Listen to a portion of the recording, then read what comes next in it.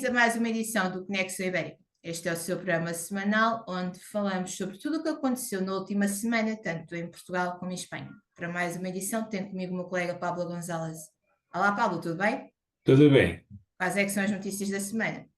Bueno, la primera en España, que se ha celebrado con Antonio Costa los 40 años de adhesión ibérica a la Unión Europea.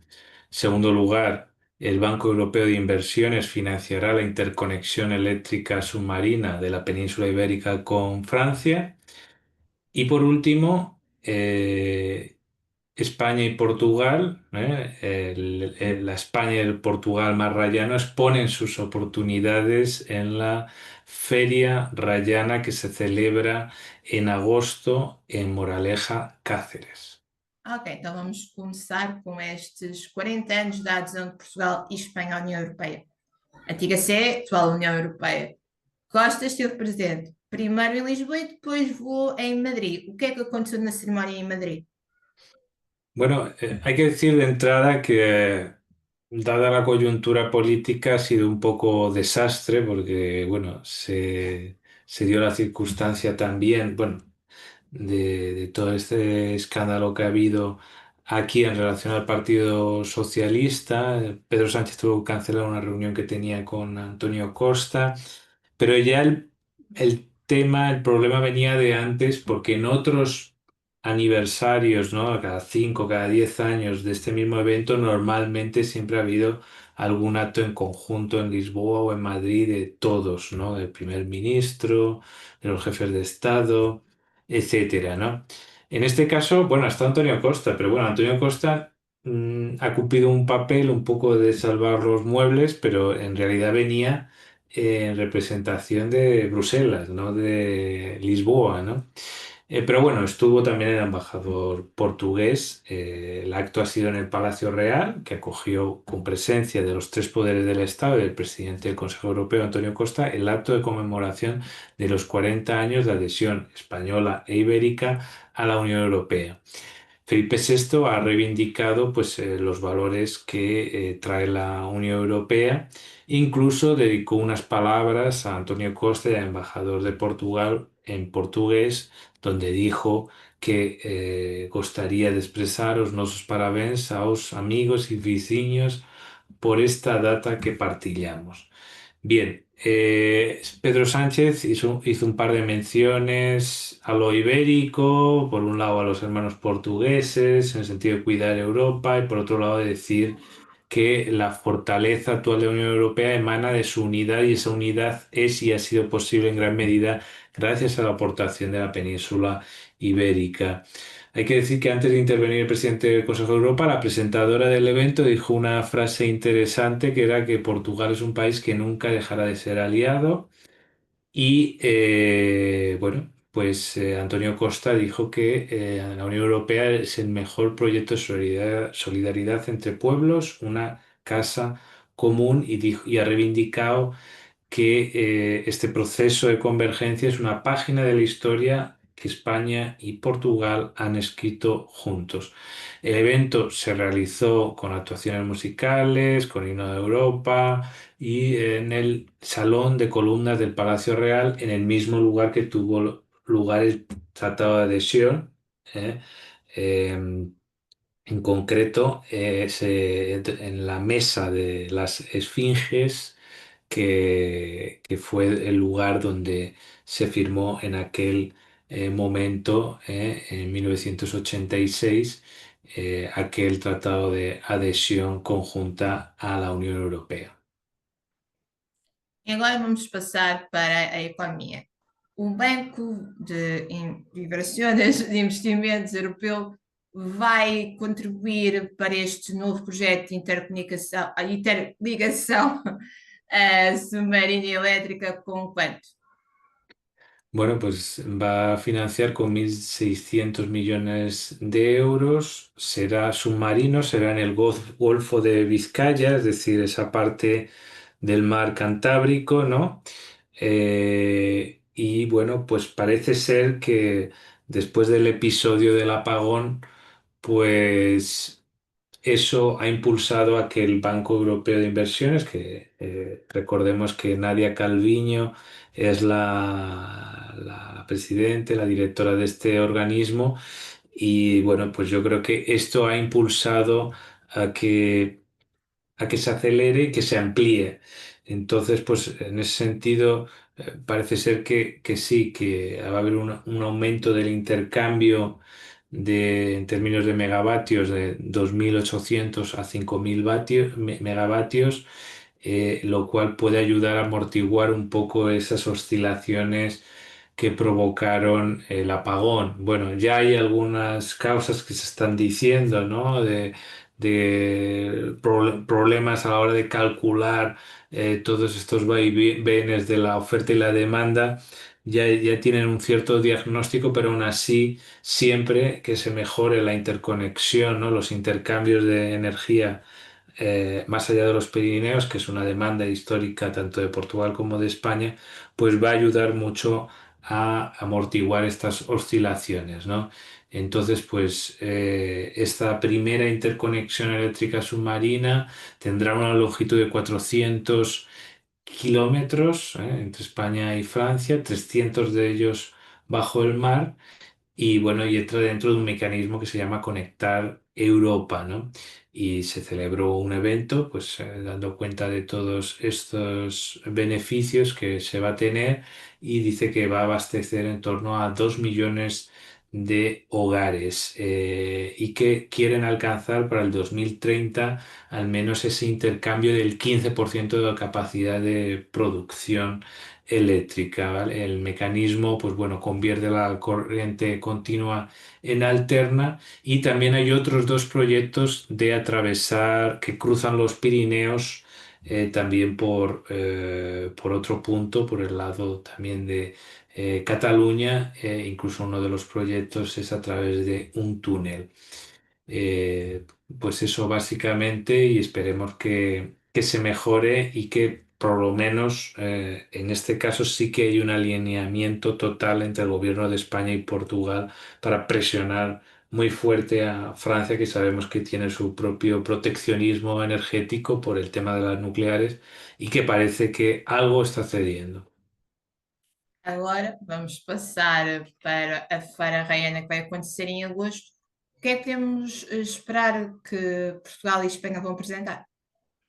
Bueno, pues ya es la Feria Rayana número 25, la 25ª. Será entre el 28 y el 31 de agosto en la localidad cacereña de Moraleja, con más de un centenar de expositores que mostrarán lo mejor de la agricultura, la gastronomía, el patrimonio, la naturaleza y muchos más recursos a ambos lados de la raya.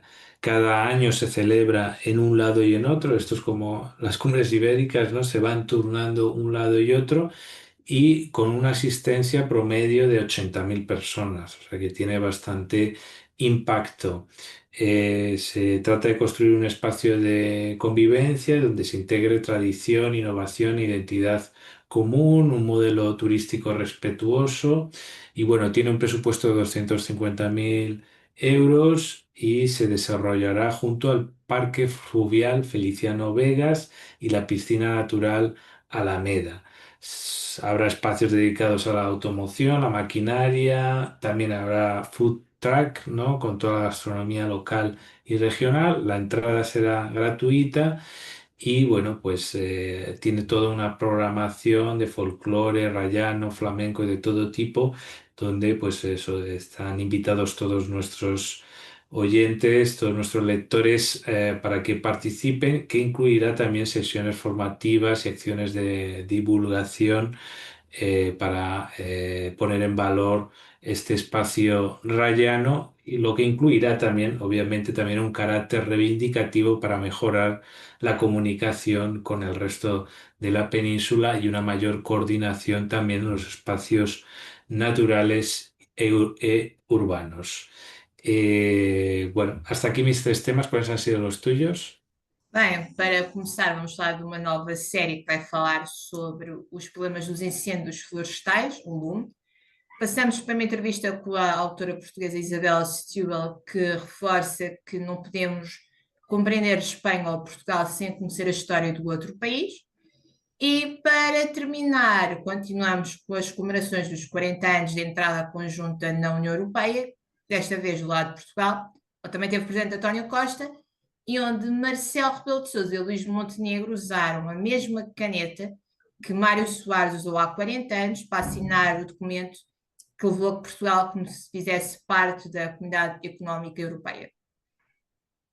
Muy bien, pues vamos con ese ejemplo de buenas prácticas de cooperación ibérica que generalmente tanto desde la televisión gallega como la española, pero sobre todo la gallega, que suele realizar, ¿no?, proyectos en conjunto con Portugal.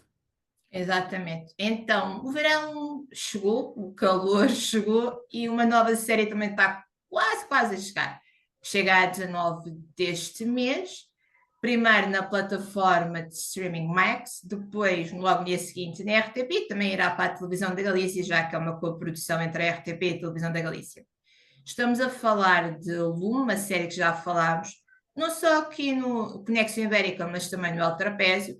Esta coprodução tem como história central um mega incêndio florestal que engloba a zona que vai do norte de Portugal até a Galícia, um desastre natural que não conhece fronteiras e que junta duas personagens principais, uma jornalista interpretada pela atriz Cristina Castanhos, que para fazer este papel de jornalista, que tem como história de ser luso-espanhola, casada com um português, a trabalhar em Portugal, ou seja, tem que falar em português. E no outro lado temos um ator português, o Albano Jerónimo, vai fazer de um cabo da GNR, que vão os dois em conjunto investigar a possibilidade deste mega incêndio não ser um desastre natural ou com causas naturais, mas ter sim a mão do ser humano. E vamos ser muito sinceros, como todos nós sabemos, uma grande parte dos incêndios florestais em Portugal e em Espanha, que são cada vez mais comuns, também tem sempre um início de mão humana. Os próprios incêndios em Pedrógão Grande, que aqui em Portugal fizeram 6 anos há pouquíssimos dias e que mataram 100 pessoas, já se provou que um ligeiro foco daquele incêndio teve uma causa humana, sim senhora, uma queimada que levou a que a situação se descontrolasse, e esta série vai tentar provar isso mesmo. Os desastres naturais não conhecem fronteiras, são cada vez mais impulsionados os incêndios também devido às alterações climáticas e ao aquecimento global que enfrentamos aqui no território ibérico, e é mais uma produção ao estilo Vida Água Palace ou Água Seca, que junta profissionais dos dois lados da fronteira. Os realizadores, temos um português e uma cubana que radicada em Espanha, as autoras é uma portuguesa e uma espanhola, as produtoras é a Coral Média aqui em Portugal e a Sete Média galega, e temos atores dos dois lados da fronteira, e é uma série curta, relativamente curta, 6 episódios, que é falada em português e em espanhol e pode começar a ser acompanhada neste verão, que promete ser quente. Muy bien, pues estaremos muy atentos para ver esta serie y animamos a todos los que nos están viendo a que la vean.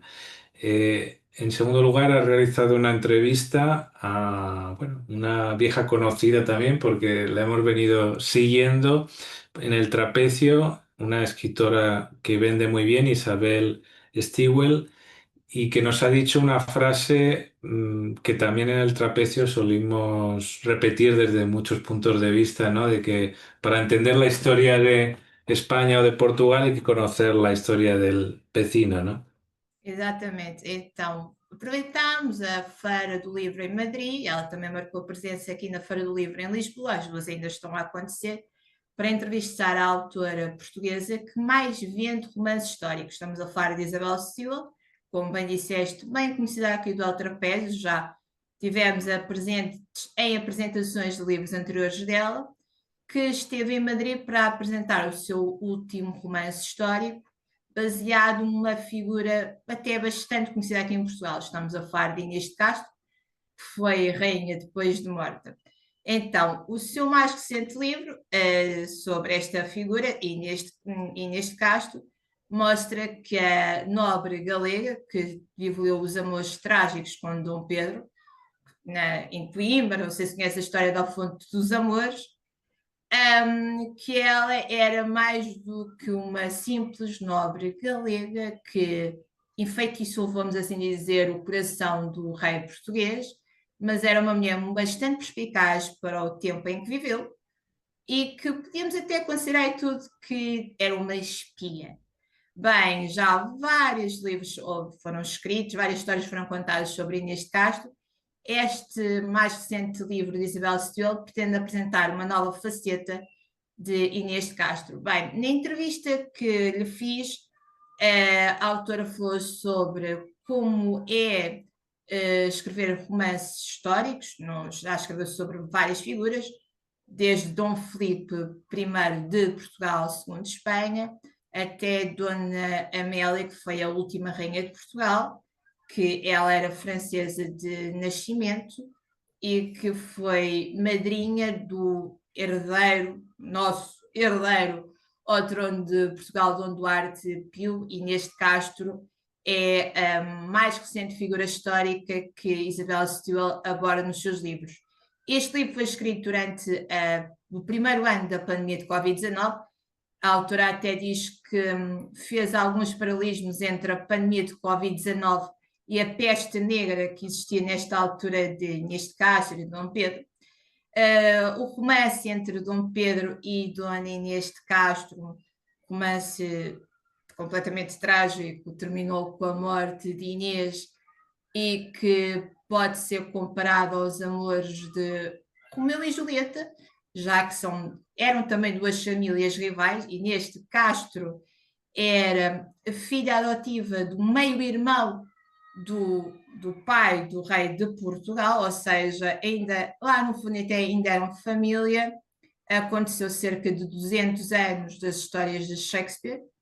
Bem, e foi uma história que acabou a inspirar outros autores, como é o caso do Luís de Camões, que tem uma parte em que diz que vai Inês descalça, não, é a Leonor é que vai descalça, mas pronto, que inspirou Luís de Camões, falou sobre como tem que se tentar, quando se aborda figuras que existiram, figuras históricas, existe uma forte componente de pesquisa, e neste livro temos não só os relatos do período fidedigno, mas também temos partes de romance, de mistério, de ação. Bem, a frase que podemos tirar de toda esta entrevista foi como eu comecei este pequeno espaço, em que é impossível tentar perceber um país, sendo Portugal ou sendo Espanha, sem saber um pouco da história de outros, já que as fronteiras podem estar estabelecidas desde o reinado aqui em Portugal de Dom Dinis, mas os povos sempre se misturaram bastante. Temos a bem dizer, todos os reinados da história de Portugal, temos um rei português, provavelmente casado com uma mulher nascida em Espanha, ou filho de alguém espanhol, ou neto. No caso de Dom Filipe I, ele era espanhol, mas a mãe era portuguesa, e neste Castro, uma galega. Temos, agora estou tentando fugir um pouco desta entrevista, a Leiria vai fazer uma feira medieval sobre Dom Dinis, o rei que eu falei há pouquíssimo tempo sobre as fronteiras, e sobre a sua mulher, a Rainha Santa Isabel, que ela era Isabel de Aragão, ou seja, há aqui uma ligação que podemos continuar a cavar ao longo dos séculos, vamos sempre encontrar ligações entre os dois países, e, ou seja, Portugal é uma peça do puzzle de Espanha, tal como Espanha é uma peça do puzzle de Portugal. Bem, para terminar, só dizer que o mais recente livro de Isabel Stewart já está à venda e pode ser adquirido, e é uma excelente opção de um livro a ler num período de descanso junto ao mar ou na natureza, agora que estamos no verão.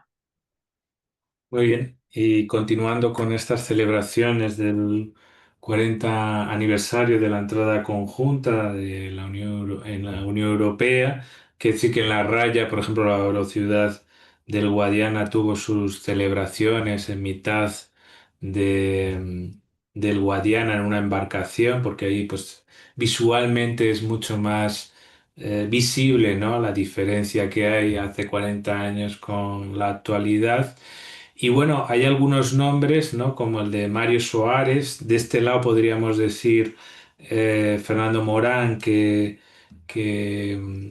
fue el ministro de Exteriores de Felipe González. Felipe González es el que queda vivo de aquellas ceremonias, pero es bueno que se le recuerde porque muchas veces no aparecen estos nombres. Incluso hubo gente que dijo en el encuentro que hubo entre Felipe González y Aníbal Cavaco en Toledo, el nombre de Mario Soares no salió.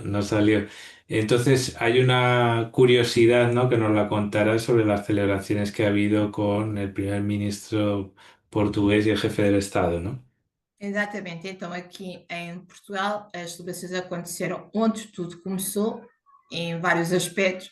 O Mosteiro dos Jerónimos, que recebeu várias figuras, desde o Primeiro-Ministro ao Presidente da República, várias figuras do Estado português, desde o Presidente da Assembleia da República ao líderes da oposição, como é o caso de André Ventura, sem esquecer Durão Barroso, antigo Primeiro-Ministro de Portugal e antigo Presidente da Comissão Europeia, Roberta Metsola e António Costa, que vieram a Lisboa para depois irem para Madrid assinalarem estes 40 anos da entrada ibérica conjunta. Bem, tal como aconteceu em Espanha, esta cerimónia contou com momentos musicais, com os hinos de Portugal e da União Europeia, para além de momentos de fado e de canto alentejano, não podemos esquecer, patrimónios da humanidade. Bem, durante os discursos é muito focado o facto de entrada conjunta na União Europeia ajudou a reforçar duas democracias que na altura eram muito jovens, que tinham, mais no caso de Portugal e tudo, conseguido a sua liberdade à custa das armas, que teve ali um bocadinho a resvalar com o pé para uma espécie de Cuba europeia, mas que com os votos, com a democracia e também com esta entrada na União Europeia conseguiu se consolidar, e a verdade é que muita coisa mudou nos últimos 40 anos, mas muita coisa ainda é necessária fazer, como Maria Luísa Albuquerque, atual Comissária Europeia, deixou num vídeo também, lembrar que ainda é necessário muita coisa fazer. No caso de Portugal, conseguiu-se aproximar a nível de riqueza o que é produzido em Portugal dos outros Estados-membros, mas ainda não se pode considerar nem longe nem de perto Portugal no top dos Estados europeus mais ricos. Aumentou-se o nível de escolaridade a cada vez, aliás, atualmente e tudo, a grande maioria dos jovens tem um ensino superior, e no ensino superior encontramos uma grande percentagem de mulheres, comparado com os homens. Temos o país, a bem dizer, rasgado de autoestradas de uma ponta a outra, um país com 10 milhões e meio de pessoas, mas ainda nos faltam algumas coisas, como e tudo se forçou nas comemorações que falamos há mais de 30 anos de um TGV, e o TGV ainda não apareceu. Ou seja, ainda não cumprimos totalmente, não só abril, mas também a entrada na Comissão, na União Europeia. Mas aqui em Portugal, quando se entrou em 1985, havia uma canção de uma banda rock que dizia: eu quero ver Portugal na CE. E depois entrou, mas fizeram essa música e ficou muito conhecida nas décadas seguintes. Bem, entretanto, já subiu Portugal e Espanha na CE, União Europeia, moedas e tudo mudaram, muita coisa mudou. Houve sempre aqui aqueles velhos do Restelo: vamos sair da União Europeia, vamos voltar ao escudo. Mas essas vozes, com o longo dos anos, se calaram um pouco mais. Não digo que continuam a não existir, que provavelmente ainda existem, mas estão mais caladas, algo que todos os presentes referiram. Mas, como eu comecei por dizer, o facto curioso desta cerimónia, que contou com António Costa agora, que voltou ao Mosteiro dos Jerónimos, não como Primeiro-Ministro de Portugal, mas sim como alto representante da União Europeia, foi que houve uma assinatura do tratado, do novo Tratado de Lisboa, um pequeno documento onde reafirma que Portugal vai continuar a contribuir para a construção da identidade europeia. Aliás, Portugal, como e tudo, a própria Roberta Metsola lembrou que Portugal, que nos últimos 500 anos era um país virado para o Atlântico, de descobertas, de novos mundos, se voltou a virar para os seus vizinhos continentais, não só para a Espanha, mas para o resto da União Europeia, e que nos últimos 40 anos, dentro das suas possibilidades, não só económicas, mas também geográficas, ter ajudado a construir aquilo que a Europa é hoje em dia. E nesse tratado, os dois representantes portugueses, Montenegro e Marcelo, assinaram que Portugal vai continuar a reforçar o seu papel no contexto europeu.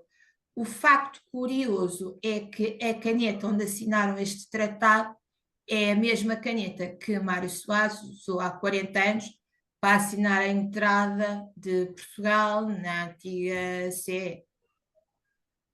Muy bien, pues ese bolígrafo histórico pues es también una firma que nos hermanó también España y Portugal y bueno, es una fecha que ojalá hubiésemos podido celebrarla mejor conjuntamente, pero bueno, lo podremos hacer a lo mejor dentro de 5 años, con los 45 años, quizá con una coyuntura política un poco más tranquila entre los dos países. Bueno, hasta aquí los principales noticias y acontecimientos en España, Portugal, en español y en portugués. Ya sabéis dónde encontrarnos en redes sociales y YouTube. Hasta la próxima semana. Até a próxima.